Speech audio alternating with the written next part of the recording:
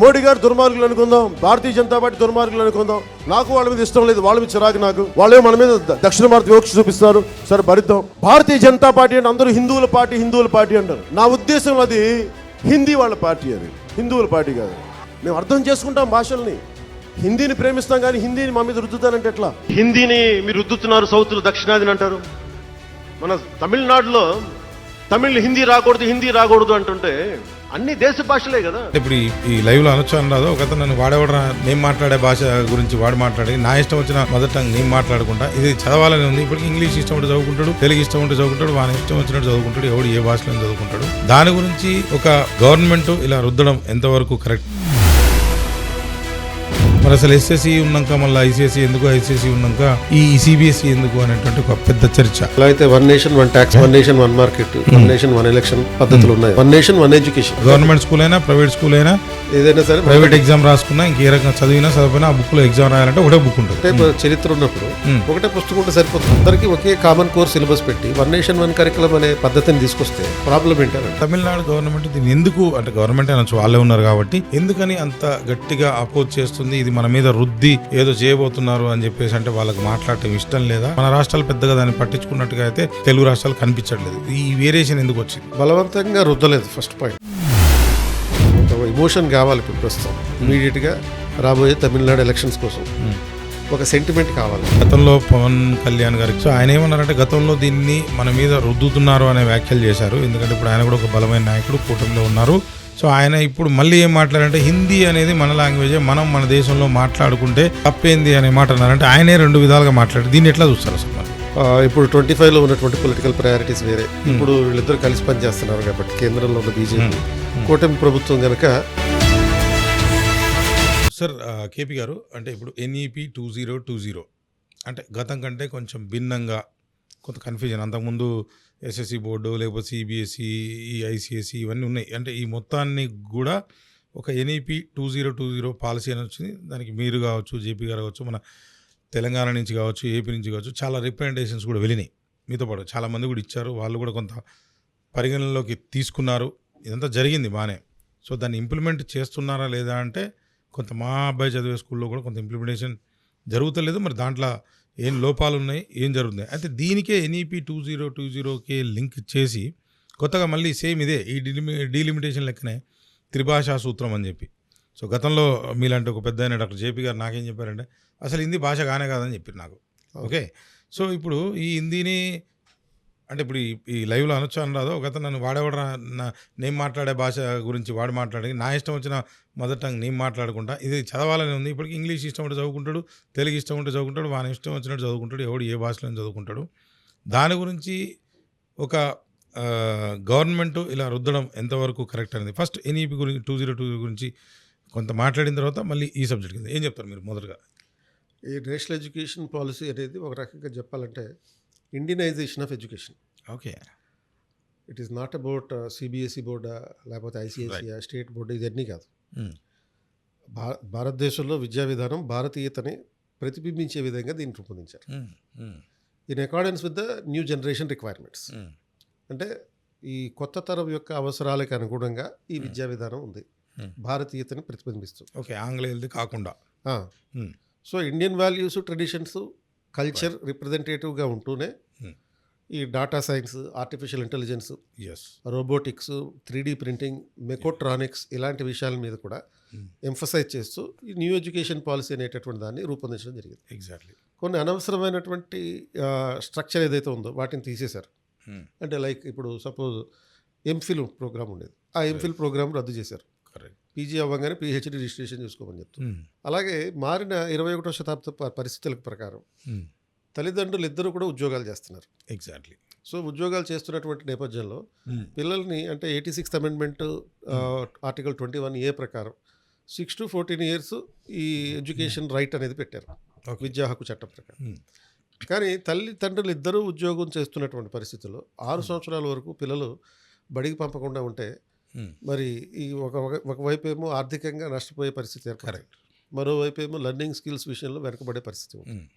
కాబట్టి 3 సంవత్సరాల వయసు నుంచే విద్య నేర్పించాలి అనేటటువంటి ఒక ప్రొవిజన్ కూడా ఇన్కార్పొరేట్ చేయడం జరిగింది ఈ కండిషన్స్ దృష్టిలో పెట్టు. కరెక్ట్.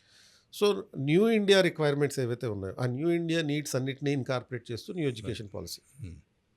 అది. అంటే ఈ 6 ఇయర్స్ నుంచే స్కూల్కి పోతే బాగుంటుందని ఇప్పుడు 6th ఇయర్ కంపల్సరీ నేను ఫస్ట్ క్లాస్ జాయిన్ అవ్వాలంటే ఇదే. మరి దానికన్నా ముందు సరే మనం చదువుకున్నప్పుడు అయితే పెద్ద బాల శిక్ష ఇది, లేకపోతే ఎల్కేజీ యూకేజీ, మరి వీటి పరిస్థితిని డైరెక్ట్గా ఫస్ట్ క్లాస్ చదివేది అంతా కూడా ఈ ఎల్కేజీ యూకేజీ కలిపి సబ్జెక్ట్ ఉంటుందంటారు. ఏం చెప్తారు మీరు? ఇప్పుడు ఎల్కేజీ నుంచే స్టార్ట్ చేయడం గవర్నమెంట్లో కూడా అని అర్థం. సో ఇప్పుడు బాల్వాడి అనేటటువంటి వ్యవస్థ కానీ లేకపోతే అంటే ఏజ్ 3 నుంచే చదివించడం పిల్లల్ని ఈ ప్రీ స్కూల్కి సంబంధించిన యాక్టివిటీస్, మ్యూజిక్. ఇప్పుడు ఇదేమి కొత్త విషయం కాదు, మనకి ప్లేటోనే చెప్పినటువంటి విద్యా విధానంలో ఇది ఒక కాన్సెప్ట్. రైట్. ప్లేటోనే చిన్నపిల్లలుగా ఉన్నప్పుడు ఏజ్ 3 నుంచే ఉన్నప్పటి నుంచే వాళ్ళకి ఈస్థెటిక్స్ నేర్పించాలని చెప్పాడు. అంటే ఈస్థెటిక్స్ అంటే ఈ ఆర్ట్స్ అన్నట్టు. ఈ మ్యూజిక్, డ్యాన్స్ తర్వాత ఈ పద్ధతిలో వాళ్ళకి కొత్త సబ్జెక్టులు ఎక్స్ట్రా యాక్టివిటీ నేర్పించడం జరిగితే, అలా లాంగ్వేజ్ నేర్పించడం జరిగితే నేర్చుకోగలిగే సామర్థ్యం ఉంటుంది. అంటే ఆ టైంలో పిల్లల బ్రెయిన్ కూడా ఖాళీగా ఉంటుంది, కొత్త ఇన్ఫర్మేషన్ ఏమి ఉండదు. కరెక్ట్. మనం ఎంత ఇన్ఫర్మేషన్ ఇస్తే అంత ఇన్ఫర్మేషన్ లోడ్ తీసుకుంటుంది. ప్లస్ ఇమిటేషన్ స్కిల్స్ కూడా ఆ ఏజ్లో బాగుంటాయి, ఈజీగా వస్తుంది. కాబట్టి పిల్లలకి 3 సంవత్సరాల వయసు నుంచి వాళ్ళు ఏ పద్ధతిలో నేర్చుకుంటే సులభంగా ఉంటుందో ఆ పద్ధతిలో నేర్పించేటటువంటి యంత్రాంగం. డైరెక్ట్గా ఏబిసిడీలు వీళ్ళు నేర్పించడం కాకుండా అదే పాటలు, తర్వాత డాన్సులు, ఆర్ట్, మ్యూజిక్, ఈ పెయింటింగ్, ఇటువంటి పద్ధతిలో కొత్త సబ్జెక్టులు, కొత్త ప్రపంచాన్ని ఎదుర్కోవడానికి సంబంధించిన విషయాలు తెలియజేయాలి. అదే రైట్ సార్. అంటే ఇంతకు ముందు కూడా గతంలో ఎన్ఈపీ పైన మీరు ఇంటర్వ్యూ చేయడం జరిగింది, కానీ సరే మళ్ళీ ఇంకో రోజు కూలంకుషంగా ఎన్ఈపీ 200 ఇప్పుడు అవసరం కాబట్టి ప్రజలకు తెలియజేయాలి కాబట్టి అది ఇంకో రోజు చేద్దాం. అంటే దీంట్లో ఒక్కటి సార్ మేజర్గా ఏమవుతుందంటే ఈ ఎగ్జామ్స్ పైన ఈ బోర్డ్స్ 3 ఉన్నాయి అన్నాను కదా ఇంతకుముందు, ఎస్ఎస్సి, సిబిఎస్సి, ఐసిఎస్సి, దానికి సంబంధం లేకుండా పనిచేస్తాయి జనరల్గా నాకున్న నాలెడ్జ్ ప్రకారం.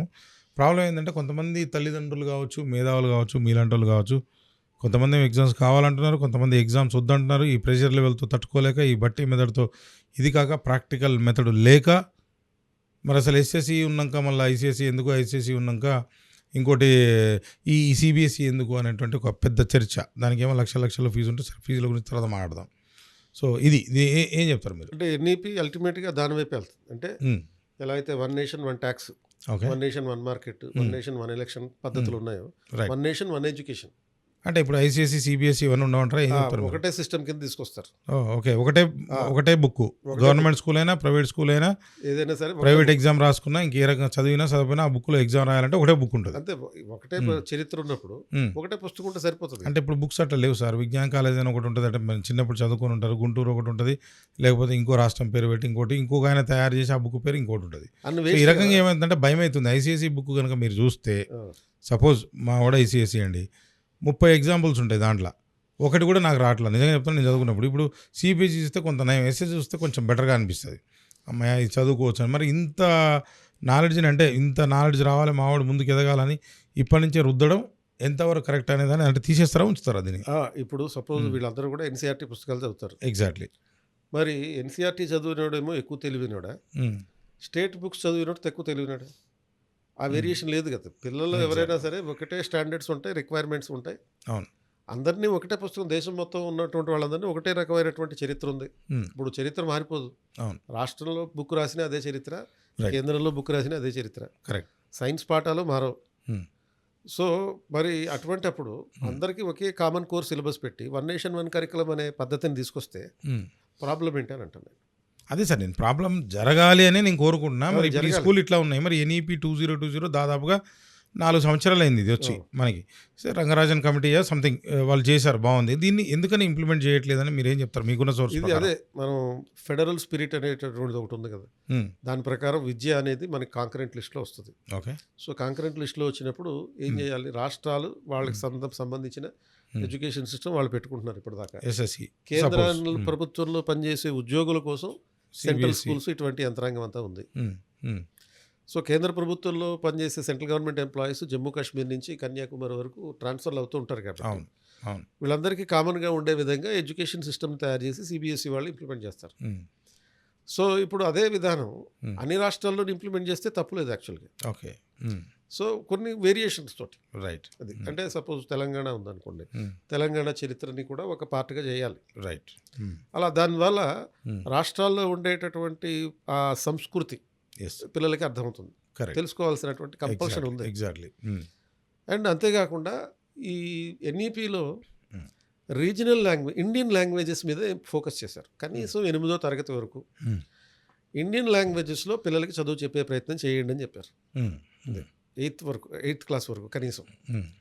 అండ్ అవసరమైతే అది గ్రాడ్యుయేషన్ లెవెల్లో కూడా తీసుకెళ్ళాలి ఓకే ఇండియన్ లాంగ్వేజెస్లో. రైట్ అందుకని ఏం చేశారు, ఇప్పుడు 2021-22 అకాడమిక్ ఇయర్ నుంచి ఇంజనీరింగ్ కాలేజెస్లో కూడా తెలుగు మీడియం ఇంట్రడ్యూస్ చేశారు. రైట్ ఈ విధానం అంటే సపోజ్ తెలుగు మీడియం అని కాదు, 11 భాషల్లో ఇంట్రడ్యూస్ చేశారు. Easy to learn. Easy to learn. కొన్ని అంటే టెర్మినాలజీ ఇవన్నీ అది సెకండరీ డిస్కషన్. ముందైతే తెలుగు మీడియంలో ఇంజనీరింగ్ చేయొచ్చు. అది గతంలో అసలు తెలుగు మీడియం ఇంజనీరింగ్ అంటే ఒక నవ్వేవారు. ఇప్పుడు ఆల్రెడీ ఎగ్జామ్ ఈజీగా రాసుకోవచ్చు. 2 కాలేజీల్లో 120 సీట్లు ఉన్నాయి. 120 సీట్లు నిండిపోయినాయి. అంటే దానికి డిమాండ్ ఉంది. కాబట్టి ఆ తెలుగు మీడియంలో ఇంజనీరింగ్ చదువుకోవడానికి ఎవడో ఇబ్బంది పడట్లే. అవును. చైనాలో చైనీస్ భాషలో ఇంజనీరింగ్ చదివినప్పుడు కరెక్ట్. ఇక్కడ ఎందుకు చదువుకూడదు, ఇండియన్ లాంగ్వేజ్లో ఎందుకు చదువుకోకూడదు? హిందీ మీడియం ఉంది, పంజాబీ మీడియం ఉంది, తమిళ్ మీడియం ఉంది. కరెక్ట్. మరి అదేవిధంగా మనం మెడిసిన్ కూడా అలాగే తీసుకెళ్ళాలి. ఎస్ ఎస్ రీజనల్ మీడియంస్ అంటే ఇండియన్ లాంగ్వేజెస్లో తీసుకెళ్లాల్సినటువంటి అవసరం. దాన్ని ఇండియనైజేషన్ ఆఫ్ ఎడ్యుకేషన్ అన్నాను నేను. అంతే తప్ప దీనివల్ల నాశనం అయిపోయేదంటూ ఏదీ లేదు. రైట్. అంటే ఎగ్జామ్స్ ఉండాలంటారు వద్దంటారు చివరిగా? ఎగ్జామ్స్ అనేవి సమ్మేటివ్ అసెస్మెంట్ అనే పద్ధతిలో పెట్టారు కాబట్టి అంటే బోర్డ్ ఎగ్జామ్స్ అనగానే ఇంకా వాడికి స్కూల్ కూడా పడుకుందాం. పరీక్షించబడిన విద్య వృధా. ఓకే, పరీక్షలు ఉండాలి కానీ ఏ రకంగా ఉండాలి? ఆ పరీక్షా విధానం కూడా method over a period of time అనేది కంపల్సరీగా ఆ పరీక్షా విధానాన్ని ఇంటర్నేషనల్ స్టాండర్డ్స్కి అనుగుణంగా తీసుకొచ్చే ఉద్దేశమే దీంట్లోనూ ఉంది. ఓకే, పరీక్షలు లేనిటువంటి విద్య ఎంత చదువుకున్నా వేస్టే కదా. రైట్. అదేవిధంగా ఈ ఎడ్యుకేషన్కి లింక్ అయ్యి ఉన్నటువంటి ఎంట్రన్స్ ఎగ్జామ్స్ ఉన్నాయి. ఆ విధానంలో కూడా కొంత మార్పు రావాల్సినటువంటి అవసరం అయితే. Right sir. అంటే దీనికి సంబంధించి అంటే రిలేటెడ్ ఈ త్రిభాషా సూత్రం కొంత ఎన్ఈపి గురించి దీనికి లింక్ ఉందా, అసలు హిందీ భాష కాదే కాదని ఇంతకుముందు ఇంటర్వ్యూలో మీకు చెప్పాను నేను.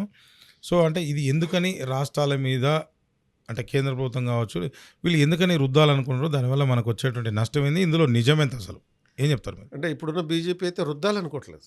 ఓకే. 1948-49 నుంచి దీనికి సంబంధించిన వివాదం నడుస్తుంది. ఇన్ఫ్యాక్ట్ 1937 నుంచి నడుస్తుంది. 1935లో సైమన్ కమిషన్ సూచనల ఆధారంగా 1935 గవర్నమెంట్ ఆఫ్ ఇండియా యాక్ట్ వచ్చింది. రైట్. వచ్చిన తర్వాత ఇండియాలో రాష్ట్రాలు ఏర్పడ్డాయి, ప్రావిన్సెస్ అనేవారు. అప్పుడు మద్రాస్ ప్రావిన్స్ కూడా ఒకటి. కరెక్ట్. ఈ మద్రాస్ ప్రావిన్స్కి 1937లో ఎలక్షన్ జరిగింది. జరిగినప్పుడు కాంగ్రెస్ అధికారంలోకి వచ్చింది. అక్కడ వాళ్ళు బలవంతంగా హిందీని పెట్టాలని ప్రయత్నించారు, ఒక భాషగా, 3 భాషల్లో ఒక భాషగా. రైట్. ప్రయత్నించినప్పుడు ఈ పెరియార్ వీళ్ళకి సంబంధించిన గ్రూప్ ఉంది కదా, వాళ్ళు వ్యతిరేకించారు, దాన్ని డ్రాప్ చేసుకున్నారు.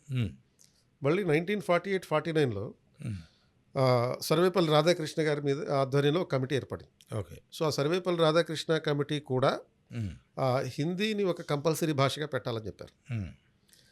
అయితే మళ్ళీ తమిళనాడులో వ్యతిరేక ఉద్యమాలు ఇవన్నీ జరిగినాయి, దాన్ని పక్కకు పెట్టారు. అప్పుడు కూడా మళ్ళీ మనకి సెకండ్ ఎడ్యుకేషన్ పాలసీ వచ్చింది 1968లో కొఠారి కమిషన్ రికమెండేషన్స్ ఆధారంగా. కరెక్ట్. దాంట్లో కూడా హిందీని త్రిభాషా ఫార్ములా అనేది మొదటిసారిగా అప్పుడు వచ్చింది అనమాట. 3 లాంగ్వేజ్ ఫార్ములా, ఒక ఇంటర్నేషనల్, ఒక నేషనల్, ఒక రీజనల్గా పెట్టాలి. అండ్ దానికి వ్యతిరేకంగా ఉద్యమాలు జరిగినాయి. అప్పుడు కూడా అది ఇంప్లిమెంట్ కాలే. తమిళనాడు తప్ప మిగతా అన్ని రాష్ట్రాల్లోనూ 3 లాంగ్వేజ్ ఫార్ములా ఉంది. 3 భాషలు నేర్చుకోవడం కేవలం భాష మాత్రమే కాదు, అది ఒక దేశభక్తి అన్న టైప్లో కూడా దాన్ని తీసుకొచ్చారు. అదే మొదటి నుంచి కూడా 3 భాషలు నేర్చుకోవడం, హిందీ నేర్చుకోవడం అనేది దేశ సమైక్యతకి, సమగ్రతకి ఆధారం అన్నట్టుగా మన తెలుగు మీడియం స్కూల్స్లో కూడా అదే చెప్పారు, ఆంధ్రప్రదేశ్లో కూడా.